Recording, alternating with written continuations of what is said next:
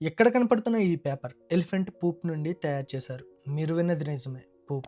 వినడానికి అసహ్యంగా ఉన్న దీనివల్ల పేపర్ మేకింగ్ ఇండస్ట్రీలో ఒక రెవల్యూషన్ వచ్చింది. ఈ ఐడియా పుట్టింది థాయిలాండ్లో.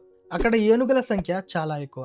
సాధారణంగా ఏనుగులు ఒక రోజుకి 120 నుండి 150 కిలోల వరకు గడ్డి, ఆకులు వంటివి తింటాయి. కానీ దాంట్లో జస్ట్ 40% మాత్రమే డైజెస్ట్ చేసుకొని మిగిలింది పేడ రూపంలో బయటికి వదిలేస్తాయి. 1990 సంవత్సరంలో ఎక్కువగా చెట్లని నరకడం, ఏనుగులు ఎక్కువగా ఉండడం వల్ల వాటి పేడ కూడా ఎక్కువగా పేరుకుపోవడం వంటి సమస్యల్ని థాయిలాండ్ ఫేస్ చేస్తూ వచ్చింది. దాంతో అక్కడ ఉండే పర్యావరణ శాస్త్రవేత్తలకు ఒక ఐడియా వచ్చింది. ఆ ఏనుగుల పేడలో ఉండేది ఫైబరే కదా, దానికోసం మళ్ళీ మనం చెట్లను నరికి పేపర్ తయారు చేయడం ఎందుకు, అదేదో ఆ ఏనుగు పేడతోనే ట్రై చేసి చూద్దాం అనుకున్నారు. ఆ ఐడియా నిజంగానే వర్క్ అయింది. ఏనుగు పేడని ప్రాసెస్ చేసి స్మెల్ రాకుండా క్లీన్ చేసి ఇతర కెమికల్స్ తో మిక్స్ చేసి ఒక పేపర్ ని తయారు చేశారు. ప్రెసెంట్ ఈ పద్ధతిని థాయిలాండ్ తో పాటు ఇండియా, శ్రీలంక, నేపాల్ ఇలా చాలా కంట్రీస్ ఫాలో అవుతున్నాయి. దీనివల్ల ఫారెస్ట్లని కట్ చేయడం చాలా వరకు తగ్గింది.